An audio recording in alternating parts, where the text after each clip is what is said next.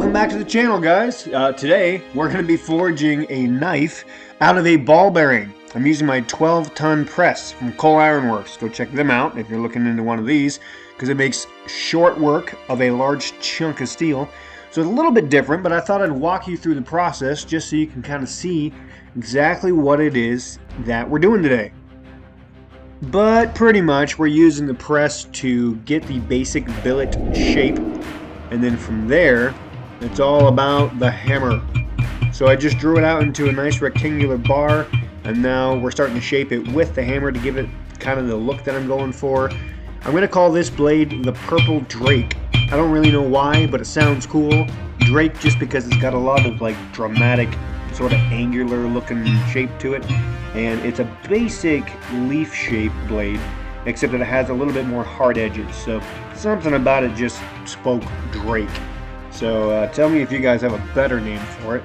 But that's pretty much what I've got here. So unfortunately, as fun as the press is to use, I can't use it for too long because then it's all down to hand and hammer, which also I really love. So it doesn't really hurt anything. So really, if anything, it's a good thing because I just get to keep doing all the different parts that I like. A couple points, you'll see here that I keep tapping the anvil as well. I get a lot of questions about that as to why we do that.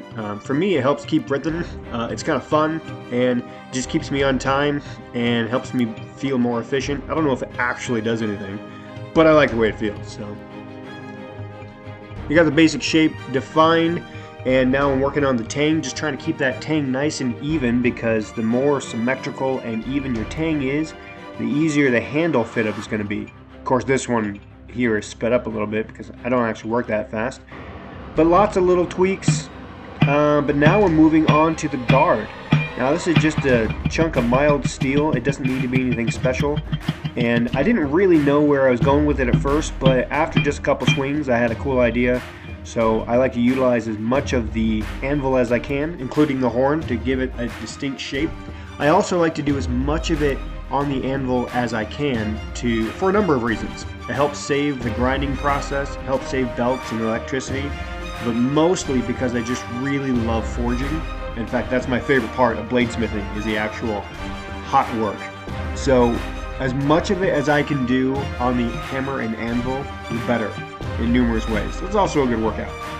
So I was kind of just going with what I could come up with and allowing it to kind of take shape as best I can. Typically, I suggest avoiding the mentality of I'll just see what the steel does, because that quickly turns into an excuse, which means that you probably don't really know what you're doing and you need to learn how your material reacts. But once I had a good idea of what I was going for, then I was able to visualize it and get it into the basic shape. You'll see towards the end, I got it pretty close. Now I'm punching a hole. I like to punch my holes instead of drill just because I like it. I like hammer and anvil work a lot.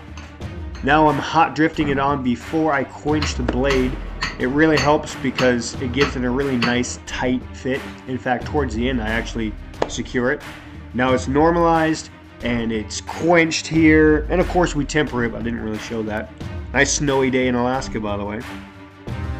Now there's a lot of work after that to do on the grinder just to make it true and clean looking and to get it ready for sharpening. It's already been quenched and tempered and was normalized before the quench, so it is now closer and closer to a functional blade. We hot fitted the guard, and we're using some cool Juma. I don't know exactly what it is because I never really looked into it, but we're also going to do a little bit of copper highlights. So we have some brass and copper pins. We're going to do a twisted copper wire, and now to make that Juma really stand out, it just takes a lot of hand sanding. And really, that's some of the ways that you really make your work stand out, is the fine details. Take your time. Anyway, after a lot of work and a lot of hand sanding, it is done. Tell me what you think.